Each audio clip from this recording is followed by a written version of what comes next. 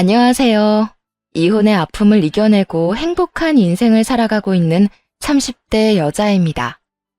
어렸을 땐 돈을 많이 벌어 좋은 집에서 살고 남들에게 떵떵거리며 사는 삶이 성공한 인생이라고 믿었어요. 막상 어른이 되어보니 그보다 더 성공한 인생은 따로 있더라고요. 그건 바로 가족에게 받는 스트레스와 걱정이 없는 삶이었어요. 기쁜 일이 있으면 함께 기뻐하고 슬픈 일이 있으면 나눠야 할 가족에게서 슬픔과 분노만을 받게 되니 그것만큼 불행한 삶이 또 없더라고요. 다들 예상하다시피 남편과 시댁 이야기 맞습니다. 지금은 이혼하여 남남이 되었지만 한때는 저를 힘들게만 하던 가족이었던 사람들의 이야기 한번 들어보실래요? 저와 남편은 엄마 친구의 아들과 딸 사이였어요. 엄마와 시모는 한 동네에서 자란 친구 사이였는데 그 때문에 저와 남편도 어릴 때부터 자연스럽게 가깝게 지내게 되었죠. 그러다 15살이 되던 해에 이사를 가면서 잊고 지냈는데 우연히 다시 만나 결혼까지 하게 되었습니다. 워낙 오랫동안 알고 지낸 사이라 그런지 결혼 자체는 좋은 분위기에서 진행되었어요. 친정아빠도 시부도 돌아가신 터라 서로 의지하며 지내면 좋겠다는 생각이 들 정도로 가족 같은 분위기였죠. 그런데 그게 다 연기였더라고요. 한없이 저를 아껴주던 엄마 친구였던 이모는 시모의 타이틀을 달자마자 혹독한 시모로 변신하여 시집살이를 시키기 시작했거든요. 처음에는 시댁에 갈 때마다 남편의 행색을 가지고 시비를 걸더라고요. 예, 내가 이런 말까진 하지 않으려고 했는데 우리 집에 올 때마다 너는 멀쩡하게 오면서 내 아들 꼴은 저게 뭐니? 너 설마 내 아들 돈까지 다 빼앗아서 용돈도 안 주는 거니? 그렇지 않고서야 내 아들이 저렇게 후줄근하게 다닐 리가 없잖아. 아니에요. 저희 돈 관리 따로 해요. 남편이 그러자고 했고요. 그리고 행색이 저런 건 자다 일어난 그대로 어머님 댁에 와서 그런 거고요. 제가 아무리 그래도 이건 너무 심하다고 귀에 딱지가 않게 말했는데 소용없더라고요. 아시잖아요. 한번 고집 부리기 시작하면 답도 없다는 거. 오늘 아침에도 설득하다가 지쳐서 그냥 왔어요. 말 나온 김에 어머님이 설득 좀 해주세요. 아무리 차 타고 와서 차 타고 가는 거라고 해도 저런 차림은 아니잖아요. 어떻게 해서든 트집을 잡아보려 했던 시모는 민망한지 급하게 남편 편을 들며 괜히 큰 소리를 치더군요. 뭐, 다시 보니 편해 보이고 좋긴 하구나. 너 별거 아닌 걸로 우리 아들 뭐라고 하지 말거라. 알겠어? 내가 어떻게 키운 아들인지 잘 알지? 쉬면 깨지랴 불면 날아가랴 조심 또 조심.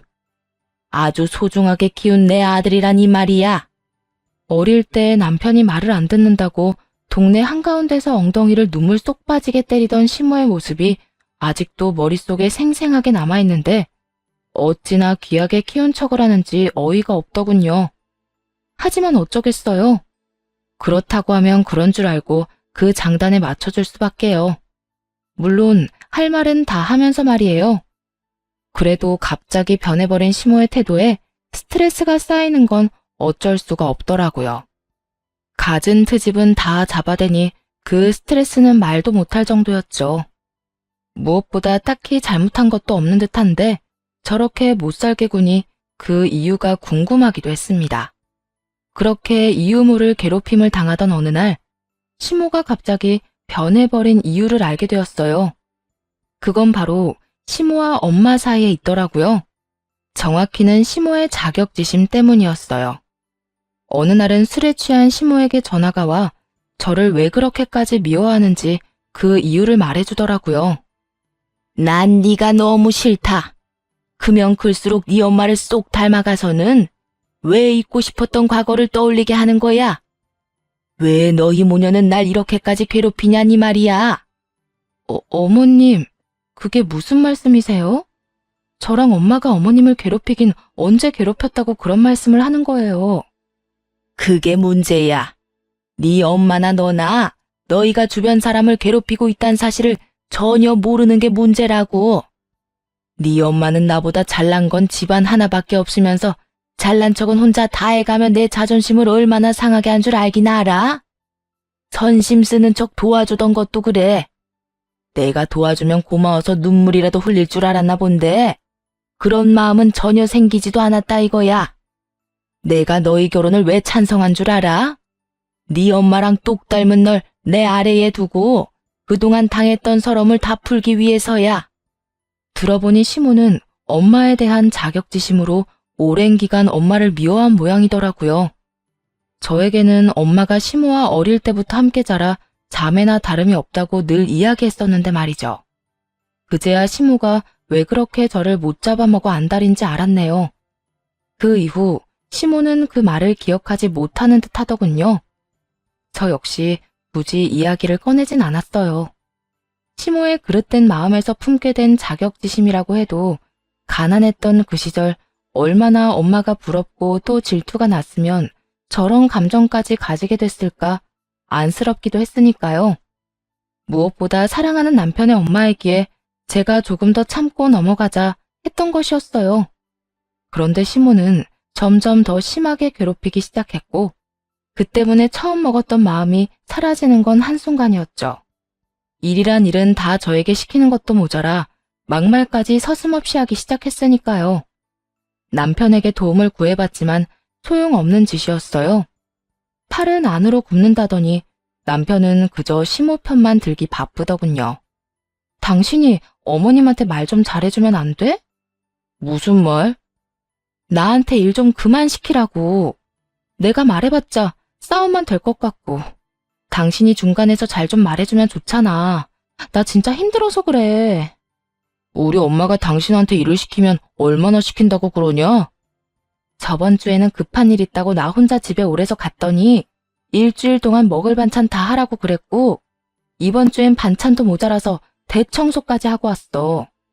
지난달엔 무슨 날도 아닌데 동네 분들 다 모아서 잔치한다고 나 혼자 음식 다 하느라 몸살까지 났던 거 기억 안 나? 가면 갈수록 나아지는 게 아니라 정도가 심해지잖아. 그러니까 당신이 좀 말해줘. 내가 오죽 힘들었으면 당신한테 도와달라고 하겠어? 그냥 좀 해드려라. 들어보니까 죽을 만큼 힘든 일 시키는 것도 아니고 다 할 만한 일 시키는구만. 뭐 그거 가지고 우는 소리를 내냐? 친정 일은 시키지 않아도 다 나서서 하면서 지금 우리 엄마랑 당신 엄마랑 차별하는 거야 뭐야? 당신이 뭘 몰라서 그러는데 집안일이란 게 얼마나 힘든지 알아? 그리고 우리 엄마가 나한테 그런 일 시키는 거 봤어? 딸 사위 고생할까봐 워낙 혼자서 뭐든 해결하려고만 하니까 내가 나서서 도와드리는 거 아니야. 사사건건 내 손 빌려 다 해결하려는 어머님이랑 같은 줄 알아? 당신 지금 그 말 선 넘는 말인 건 잘 알지? 나 지금 기분 상당히 나빠. 내 기분도 지금 상당히 나빠. 선을 먼저 넘은 것도 어머님이고 내 기분 나쁘게 만든 것도 당신이 먼저인데 내가 지금 그런 거 신경 쓰게 생긴 줄 알아? 당신은 내 남편이면서 어떻게 어머님만 그렇게 감싸고 돌아? 나 힘든 건 보이지도 않아? 그리고 어머님 이야기하면서 왜 갑자기 친정 이야기는 꺼내오는 건데? 그냥 도와주기 싫으면 도와주기 싫다고 그래. 그래. 난 당신 도와줄 마음 전혀 없어. 내가 보기엔 우리 엄마가 그렇게 심한 것 같지도 않고. 당신은 젊으니까 그 정도는 쉽게 할 수 있잖아. 그렇게 쉬워 보이면 당신이 해. 나한테 다 하라고 하지 말고. 그래, 그러면 되겠네. 앞으로는 어머님이 부르면 당신한테 다 말해줄 테니까 당신이 직접 가서 어머님이 하라는 일 다 하라고. 그렇게 나온다 이거지? 알겠어. 앞으로는 우리 집은 내가 챙길 테니까 당신 집은 당신 혼자 챙겨. 원래도 저희 집도 제가, 시댁도 제가 챙기고 있었는데 뭘 모르는 남편은 본의 아니게 제일 골칫거리였던 짐을 덜어주게 되었죠. 그 후 시모의 연락이 올 때마다 남편에게 떠넘겼고 반발이 있긴 했지만 남편을 탓으로 넘겨버리니 시모도 별말 하지 못하더군요. 그렇게 괴롭힘에서 벗어났다고 생각했는데 그것이 시작이었죠. 사건의 시작은 친정에 있는 소파를 바꿔주면서부터였어요. 제가 어릴 때부터 썼던 소파였던 터라 많이 낡고 해져 월급 모은 돈으로 소파를 바꿔드리게 됐죠. 생활비나 공동돈은 전혀 쓰지 않고 말이죠. 각자 집은 각자 챙기자는 규칙을 전혀 어기지 않기 위함이었어요. 그런데 이 사실을 알게 된 남편이 자신이 한 말은 까맣게 잊은 채 개거품까지 물며 화를 내더라고요. 당신 너무하는 거 아니야? 장모님만 당신 엄마가 아니잖아. 이제 우리 엄마도 당신한테 엄마 같은 존재 아니야? 소파를 바꿔주려거든 양쪽 엄마 똑같이 바꿔줘야지. 어떻게 친정만 쏙 바꿔줄 수가 있어? 딴 말 나오지 않게 각자 집은 각자 잘 챙기자고 먼저 제안했던 건 내가 아니라 당신이야. 난 그 약속 그대로 우리 친정 소파 바꿔주는데 당신 돈은 10원짜리 하나 쓰지 않았고. 난 약속대로 한 것뿐인데 왜 당신이 나한테 화를 내? 내가 말한 뜻은 약간의 노동과 용돈 정도는 알아서 챙기자는 것이었어. 이렇게 집안 가구까지 바꿔줄 거란 생각은 전혀 하지 못했단 말이야. 그러니까 잔말 말고 우리 엄마 집에도 소파 바꿔드려. 우리 엄마 지금 당신 집에 가서 새 소파 보고 부러워서 나한테 매일같이 닥달하고 있단 말이야. 그건 당신 사정이고 애초에 그 말 꺼낸 사람은 당신이니까 그렇게 소파가 사드리고 싶으면 당신도 나처럼 돈 모아서 사드려. 나도 1년 꼬박 모아서 사드린 거니까. 당신 진짜 이렇게 치사하게 나올 거야? 먼저 치사하게 나온 사람이 누군데 이래. 그러게 그딴 제안을 하래? 자기 화에 못 이겨서 그딴 말까지 뱉었으면 지키기라도 잘 지켜. 뱉은 말이 있긴 하니 남편도 더는 화를 내진 못했습니다. 그 대신 대책도 없이 카드로 시댁에 똑같은 소파를 사주더라고요. 좁은 집에 그 큰 소파가 들어가니 집이 소파를 모시고 사는 우스꽝스러운 꼴이 되었는데도 좋다고 웃는 꼴이 참 한심하더군요. 봤지? 나도 그 정도 능력은 된다 이거야. 아, 답답하다 답답해. 당신 카드 할부로 샀다고 해도 그게 다 빚인 거 몰라? 그 돈을 어떻게 갚으려고 그래? 그렇지 않아도 매번 돈 모자란다고 나한테 5만 원, 10만 원씩 받아가면서. 내가 다 알아서 할 거니까 당신은 신경 쓰지 마. 50만 원, 100만 원씩 주는 것도 아니면서 생색내기는. 생색내는 게 아니라 걱정되어서 하는 말이잖아. 그렇게 걱정이 됐으면 당신이 소파 바꿔줬으면 됐잖아. 어쨌든 이미 결제는 했고 엄마도 좋아하니까 더는 군말하지 마. 나 지금 기분 엄청 좋거든. 당신 때문에 이 기분 망치기 싫어. 그거 아세요? 내 남편이 이렇게 한심하고 철딱서니가 없는 인간인데다 대화가 통하지 않는 인간이란 걸 깨닫고 나면 더는 설득하고 싶지도 잔소리하고 싶지도 않아진다는 거. 제가 딱 그렇더군요. 더는 뭐가 옳고 그른 것인지 설명하고 싶지도 않았고 통하지 않는 대화를 이어나가고 싶지도 않더라고요. 그렇게 부부 사이의 대화가 줄어가는 사이 남편은 고삐 풀린 망아지처럼 시모가 조금만 우는 소리를 하면 뭐든 다 해주는 호구가 되었습니다. 카드 한도 끝까지 쓴 것은 물론이고 대출까지 내어 시모의 사치를 도와줬는지 어느 순간부턴 생활비조차 주지 않더라고요. 결국 그 문제가 또 싸움이 되었고요. 당신 생활비 왜 입금 안 해? 한두 달이야 힘든가 보다 하고 넘어갔지만 석 달째 말도 없이 생활비 안 주는 건 못 참아. 없는 걸 어떻게 해. 카드값에 이것저것 내고 나면 쓸 돈도 없어. 당신은 내가 생활비 내다가 신용불량자라도 되길 바래? 그러게, 누가 대책도 없이 어머님 해달라는 거 다 해주라고 했어?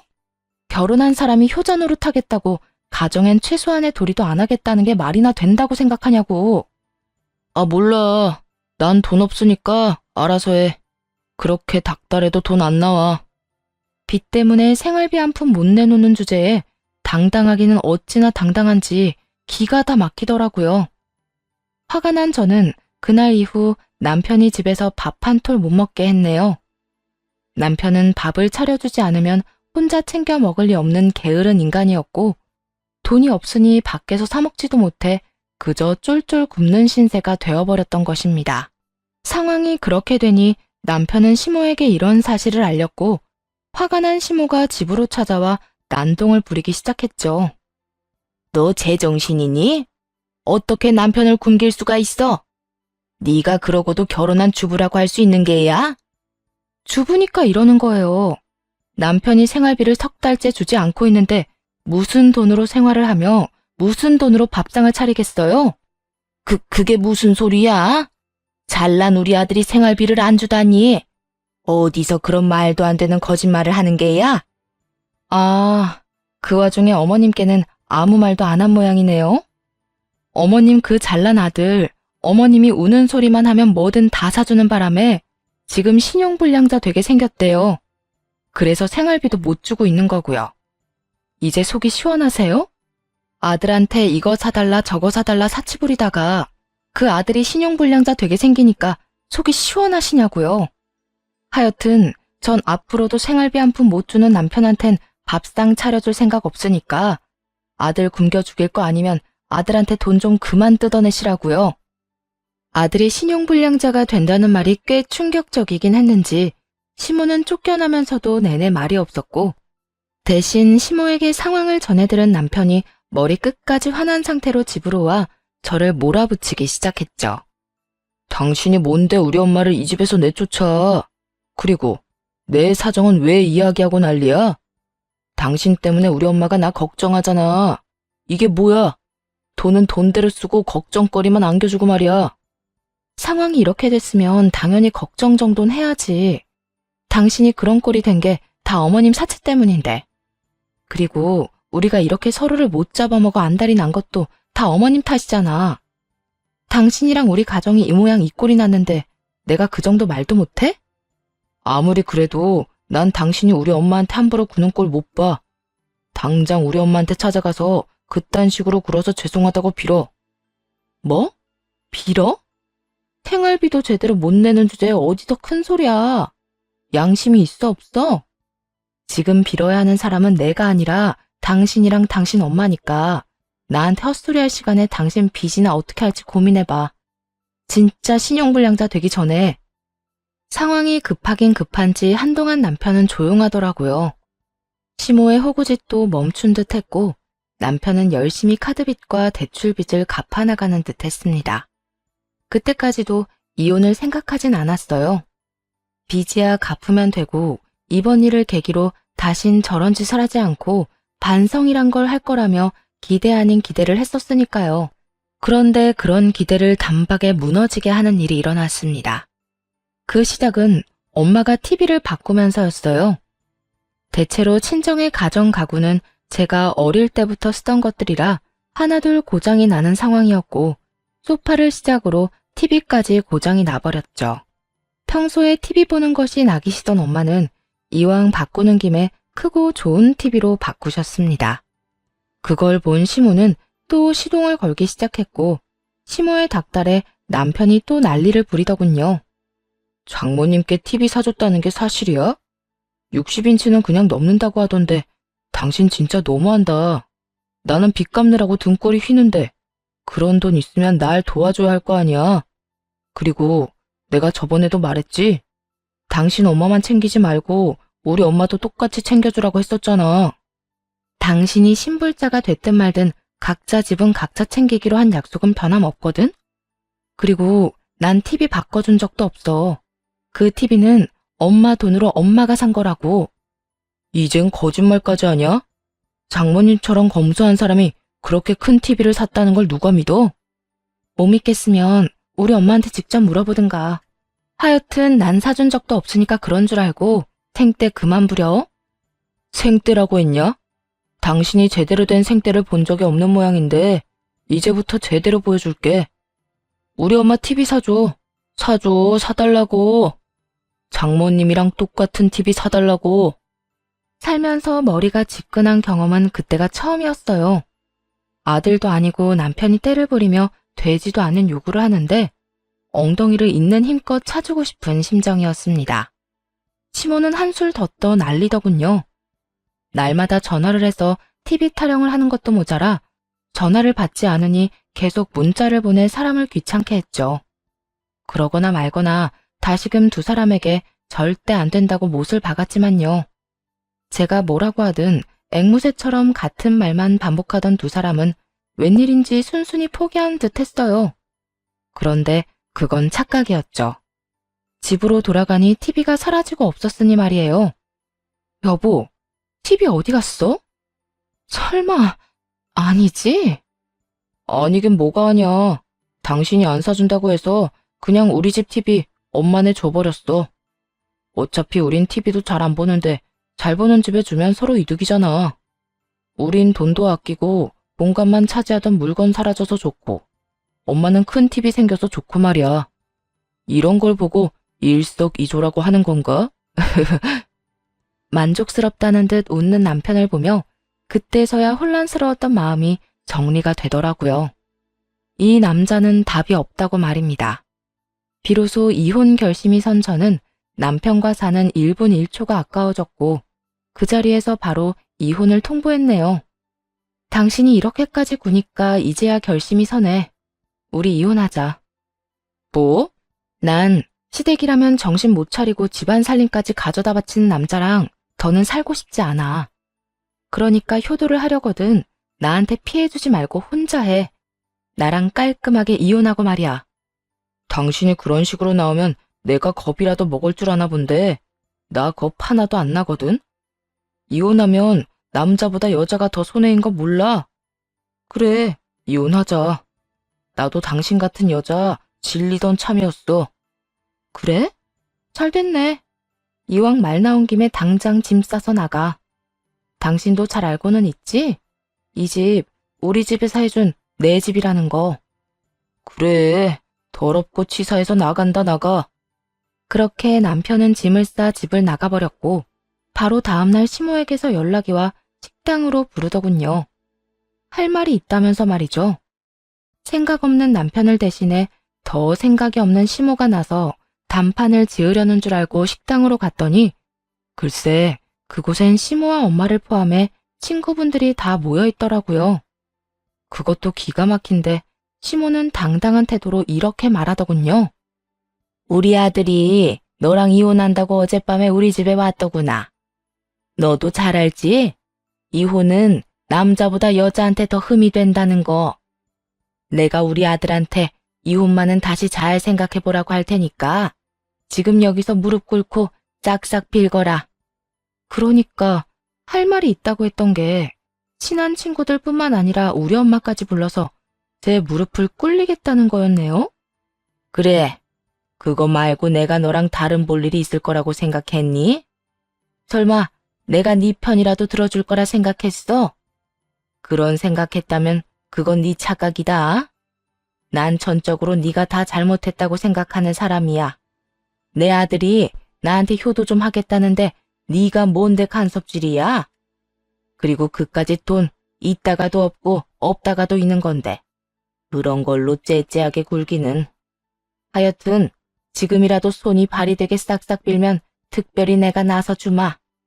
친정엄마와 제 망신을 제대로 주고 싶은 시모의 마음을 알지 못하는 건 아니었지만 잘못돼도 한참은 잘못된 계획이 아닌가요? 애초에 이혼을 바라고 또 바라는 사람이 저인데 이딴 방법을 쓰다니요. 거기에다 엄마의 화까지 돋우게 되었으니 저보다는 시모가 큰일 난 상황이었습니다. 그럴 필요 없이 그냥 깔끔하게 이혼할게요. 아줌마 아들이 무슨 말을 어떻게 했는지는 잘 모르겠는데 그 이혼 제가 먼저 하자고 했고 집에서 쫓아낸 것도 저였어요. 뭐라고? 내 아들 말론 네가 계속 잔소리하는 게 짜증나서 이혼하자고 하고 나왔다고 했는데 그걸 다 믿었어요? 아줌마는 아줌마 아들을 아직 잘 모르나 본데 그 인간은 내가 쫓아내기 전까진 제 옆에서 어떻게 해서든 버틸 인간이라고요. 그 꼴이 보기 싫어서 내가 쫓아냈고요. 남편의 말만 믿고 이딴 일까지 벌인 시모는 당황하며 눈치만 살피기 바빴고 엄마는 그럴 줄 알았다는 듯 콧방귀를 끼며 상황을 정리하기 시작했습니다. 자, 그러면 이혼할 때 하더라도 계산은 정확히 해야 하지 않겠어? 계산이라니? 무슨 계산? 뭘 모른 척하고 그래. 미호가, 너 나한테 빌린 돈 있잖아. 1,000만 원. 애들 결혼하던 해에 돈 없어서 아들한테 너무 미안하다고 나한테 빌린 1,000만 원. 지금까지 한 푼도 안 갚은 거 알고는 있지? 이때까지야 한 가족이라고 생각했으니까 돌려받을 생각도 안 했는데 이젠 가족도 아닌데 받아야지 않겠어? 나라고 땅을 파서 돈이 마구잡이로 나오는 것도 아닌데. 돈 이야기가 나오자 시모는 전혀 예상도 못했다는 반응을 보이더라고요. 당당한 표정도 온데간데 없이 사라졌고요. 갑자기 그런 큰 돈이 어딨어? 아직 놀라긴 이르다 친구야. 네 아들도 나한테 돈 빌려갔어. 2천만 원. 카드값이랑 대출 낸 이자도 못 갚고 있다고 계속 우는 소리를 하길래 내 딸 고생시키지 말라고 빌려줬더니 그 은혜를 이딴 식으로 갚아? 한 푼도 빼지 않고 다 받아낼 테니까 그런 줄 알아. 뒤늦게 한 사실인데 남편은 저 몰래 진 빚이 더 있었고 그 빚이 감당이 안 되니 엄마에게까지 돈을 빌렸다고 하더군요. 물론 그 빚도 시모의 병원비, 생활비, 용돈에 사치비까지 감당하느라 생긴 것이었고요. 시모는 형편은 되지도 않으면서 그 지독한 자격지심 때문에 엄마가 사는 건 모조리 다 아들에게 요구해 가졌던 모양이었죠. 대단하지 않나요? 저에게 돈 한 푼 쓰지 않아 놓고선 제 핑계를 대며 돈까지 받아간 남편 놈이 말이에요. 집안에 사기꾼을 두고도 몰랐구나 하는 참담한 기분이 들었죠. 가만히 고개만 숙이고 있던 시모는 도저히 해결책이 보이지 않았는지 저에게 꿇으 하던 무릎을 본인이 꿇고 엄마에게 빌기 시작하더군요. 정인아, 그러지 말고 다시 한번 생각해주면 안 될까? 우리가 1, 2년 친구도 아니고 어릴 때부터 친구잖아. 친구 좋다는 게 뭐야? 어릴 때 실수 한 번쯤은 눈 감아주고 넘어가는 게 진정한 친구 아니겠어? 그렇게 소중한 친구 딸한테 이렇게 많은 사람을 불러놓고 무릎까지 꿇으라고 했니? 적어도 친구였다면 나한테 먼저 이 문제에 대해서 상의했어야지. 이딴 식으로 내 딸하고 날 망신 줄 생각 따위 하지 말고 말이야. 내가 다 잘못했어. 진심이야. 내가 다른 사람도 아닌 너랑 네 딸한테 그런 식으로 굴면 안 되는 거였는데. 넌 여전하구나. 무슨 일만 터지면 눈물부터 흘리는 거.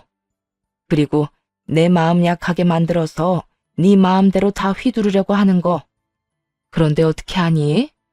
네 말대로 우리가 1, 2년 친구도 아니고 이젠 그 눈물도 지긋지긋하다 얘. 앞으로 다신 보는 일 없도록 하자. 우리 수십 년 된 우정도 여기서 끝이란 말이야. 시모는 회심의 눈물 공격이 먹히지 않자 이번엔 저를 붙잡고 늘어지기 시작했습니다. 아가야, 그동안 내가 널 많이 오해하고 못살게 굴었던 거 다 사과하마. 난 내 아들이 그렇게나 생각 없이 돈을 흥청망청 쓰고 있었단 건 정말 몰랐단다. 앞으론 그런 일 절대 없도록 내가 잘 이야기할 터이니 제발 이혼한다는 말만은 취소해 주려무나. 응? 이제 와서 이런다고 달라지는 거 하나도 없어요, 아줌마. 너 아까부터 나한테 아줌마 아줌마 그러는데 그 호칭은 너무한다고 생각하지 않니? 아직 이혼한 것도 아니고 내가 이렇게까지 용서를 구하는데 그렇게까지 할 필요는 없잖아.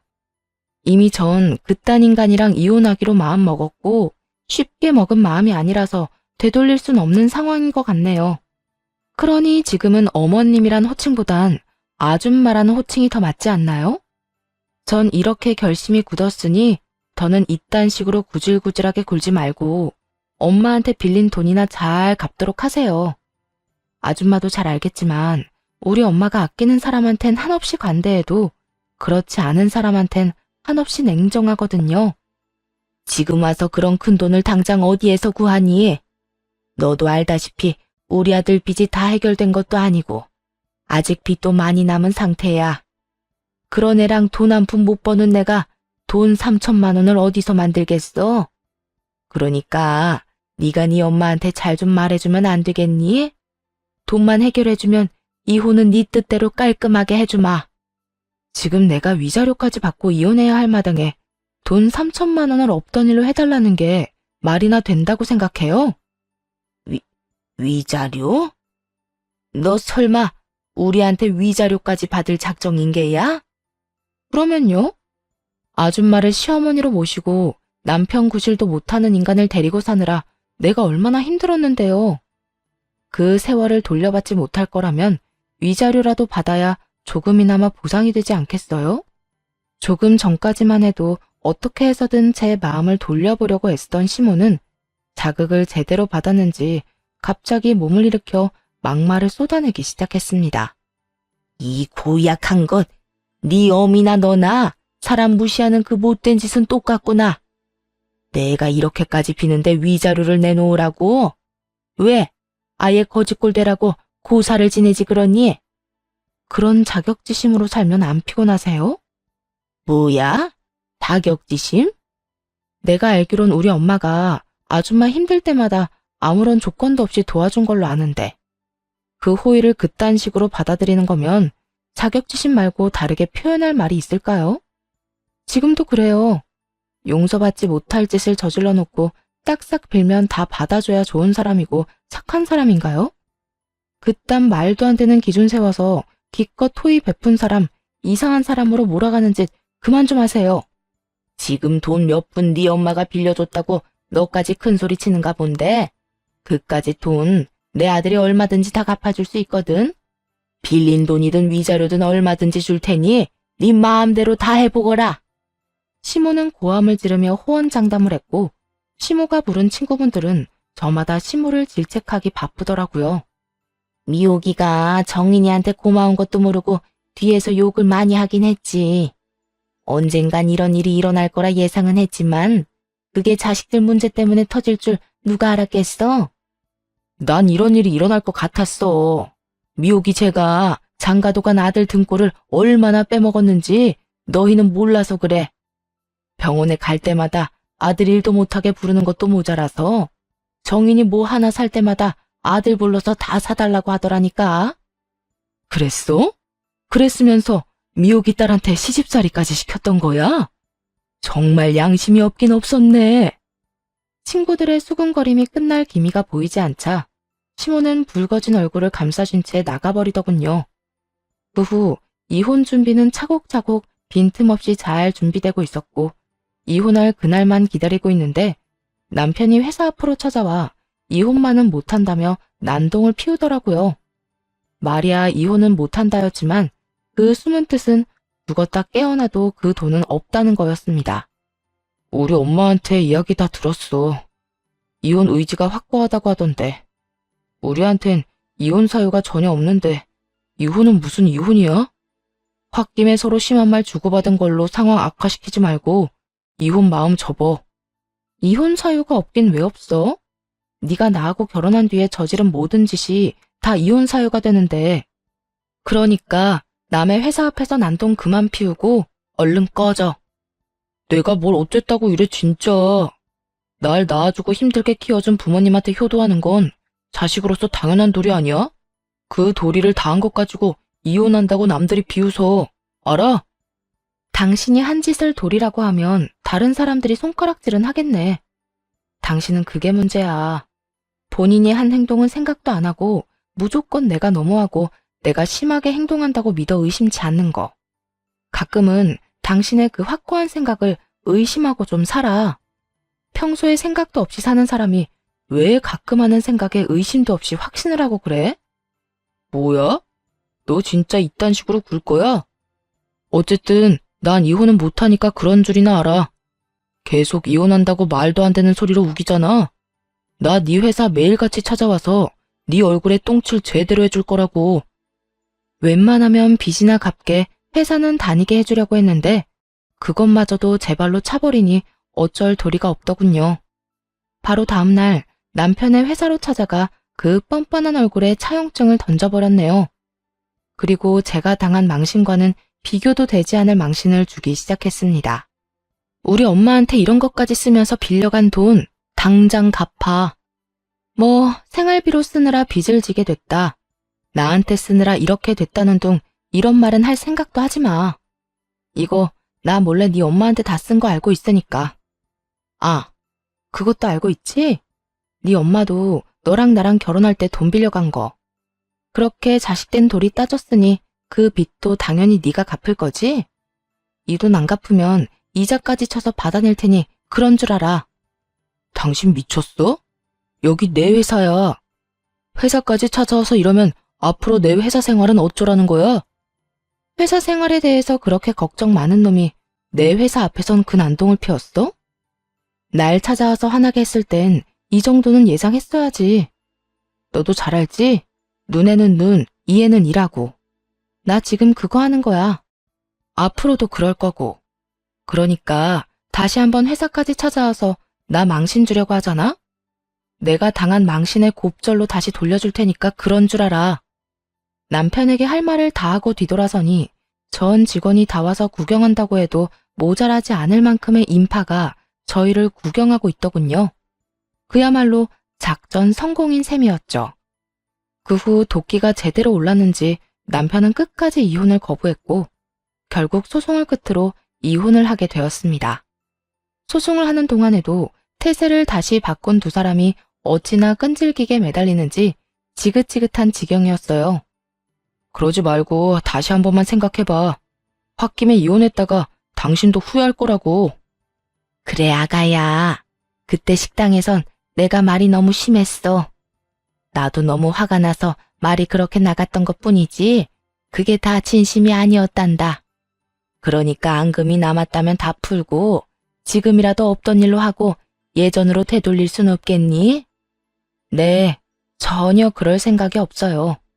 전 이 소송이 1년이 걸리든 2년이 걸리든 반드시 이혼할 거고 엄마가 빌려준 돈을 비롯해 두 사람에게 위자료까지 꼭 받아낼 거라고요. 여보, 그러지 말고 나 안 불쌍해? 나 이대로 가다간 진짜 파산한다고. 여보라고 부르기엔 이미 늦었다고 생각 안 해? 그러게, 나한테 여보라고 부를 수 있을 때 좀 잘하지 그랬어. 그리고 네가 신불자가 되든 말든 난 이제 상관없으니까 돈이나 다 토해내고 이혼이나 해. 더는 너랑 네 엄마 얼굴 보고 싶지도 않으니까. 반복되는 지긋지긋한 상황과 길고 긴 소송이었지만 위자료 액수를 보니 마음의 위로가 조금은 되더라고요. 물론 빌려준 돈도 다 받아냈고요. 막대한 위자료와 빌린 돈을 갚기 위해 전 남편은 대출을 내고 전 시모는 집을 팔았다고 하더군요. 거기에다 자신이 파놓은 함정에 스스로 빠진 시모는 친구들 사이에서 그날의 이야기가 퍼지며 오래된 친구들과도 연락조차 못하는 사이가 돼버렸다고 하고요. 그 후 들려오는 소식엔 다 쓰러져가는 집에서 전 남편과 함께 살고 있다고 들었는데 두 사람에게 딱 어울리는 집이라고 생각했네요. 제 망신을 주려다 되려 망신살이 뻗쳐 회사까지 그만두게 된 전 남편과 전 남편의 등골을 신나게 빼먹던 전 시모의 마지막에 이보다 더 어울리는 배경은 없을 테니까요. 참 한심하지 않나요? 갚아야 할 빚이 산더미일 텐데 그까지 체면이 뭐라고 회사까지 그만둔 걸 보면요. 하긴 그딴 놈이니 이혼이나 당하고 다른 사람도 아닌 자기 엄마한테 호구 잡혀 사는 거겠죠. 꼴에 배부른 짓거리 한 것도 모르고 말입니다.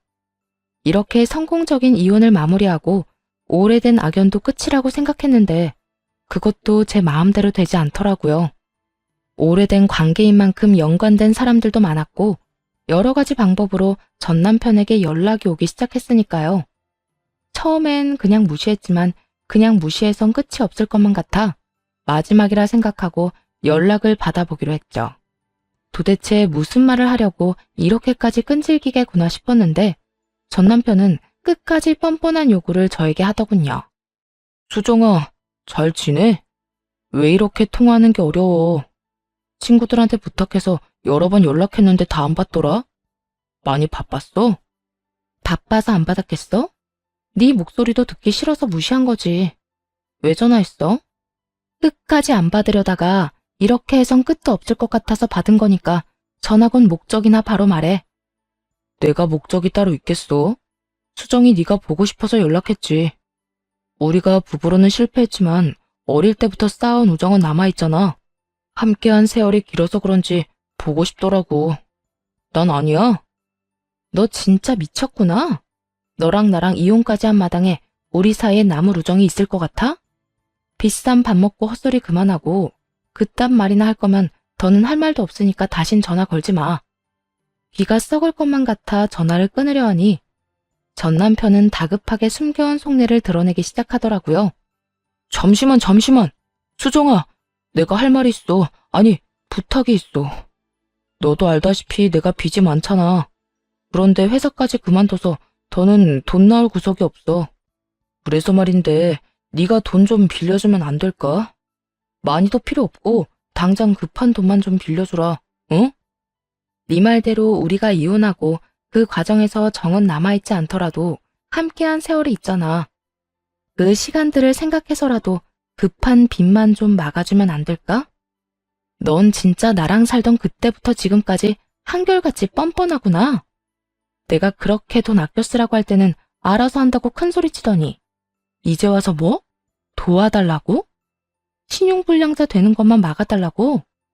제발 한 번이라도 입장이란 걸 바꿔서 생각 좀 해.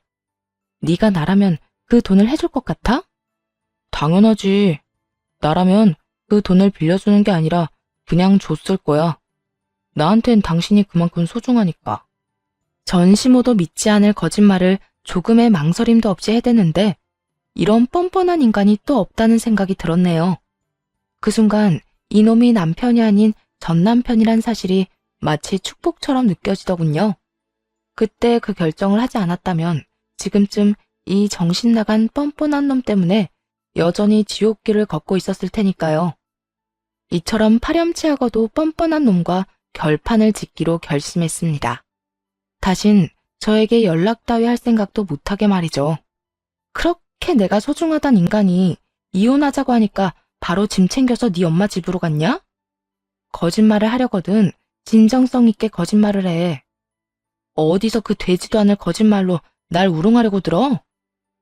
거짓말이라니. 난 진심이라니까. 내가 당신한테 어떤 이미지인지 나도 잘 아는데 이번만큼 날 좀 믿어. 이번만큼은 난 널 못 믿으니까 진심 타령은 네 엄마 붙잡거나 하고 나한테 다신 그딴 말도 하지 마. 넌 친구도 없어? 나한테 연락 닿게 해달라고 부탁한 친구한테 돈이나 빌리지. 이게 뭐야? 이혼한 전 부인한테 돈 빌리는 거 자존심도 안 상하니? 걔들도 돈이 없다고 하니까 그렇지. 내가 오죽하면 너한테 돈을 빌려달라고 하겠어? 좋은 소리 못 들을 거 뻔히 아는데도 수정이 너밖에 답이 없는 걸 어떡해. 난 정답이 아니라 오답이니까 다른 데서 알아봐. 그러지 말고 다신 연락도 안 할 테니까 대신 돈이라도 좀 빌려줘. 부탁이야. 싫다고 했잖아. 지나가는 똥개한테 말해도 이것보단 잘 알아듣겠네. 어차피 답은 정해져 있고 돈도 못 빌리는데 욕만 더 먹고 싶은 게 아니라면 더는 구질구질하게 굴지 말고 전화 끊어. 다신 나한테 연락도 하지 말고 말이야. 뻔뻔하게 구는 것도 모자라 구질구질하기까지 하던 전 남편과 연락은 그것이 마지막이었습니다. 혹시 몰라 친구들에게 문자를 돌려 그런 부탁 들어주지 말라고 미리 언지를 주기도 했고 모르는 번호는 죄다 차단을 해버리거나 무시를 해버렸으니 연락이 닿을 길이 없었죠. 그렇게 4년이 지났고 요즘 전 엄마와 함께 지내고 있습니다. 신혼집으로 샀던 집은 팔았고 그 돈은 다시 엄마에게 돌려드렸어요. 처음엔 저보다 엄마가 상심이 크신 상태였어요. 딸이 이혼한 것도 모자라 오래된 친구까지 그런 이유로 잃게 되었으니 상실감과 회의감이 동시에 몰아쳤을 거예요. 그래도 세월이 약이라고 그 좋지 않은 감정들도 시간이 흐르니 무뎌지고 작아져 이젠 많이 좋아진 상태세요. 그리고 전 여전히 회사 생활을 열심히 하며 연애를 하고 있습니다. 연애 2년 차인 제 남자친구는 소개팅으로 만난 남자로 저보다는 2살이 많고 사업을 하고 있는 사람이에요. 한 번의 실패로 인해 믿음과 신뢰가 무너진 저에게 끊임없이 믿음과 신뢰를 쌓아준 사람이기도 하죠. 최근 들어 결혼 이야기가 나오는데 한 번 더 용기를 내보려고 합니다.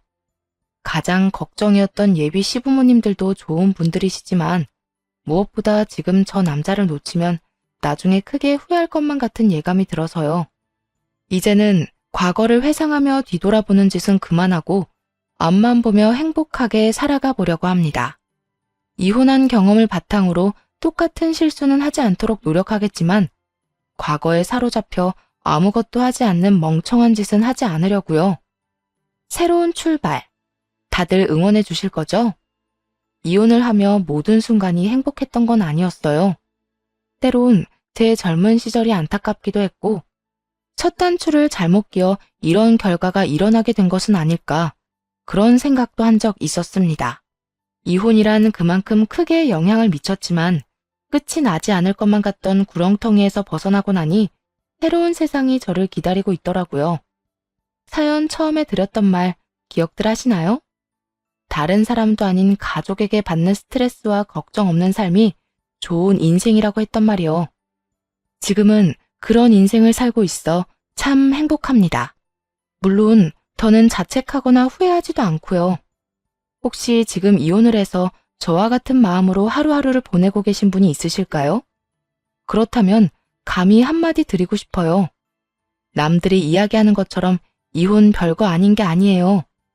한때는 너무나도 사랑했던 사람과 다시는 보고 싶지 않은 원수가 되어 헤어지는 건데 어떻게 별거 실수가 있겠어요.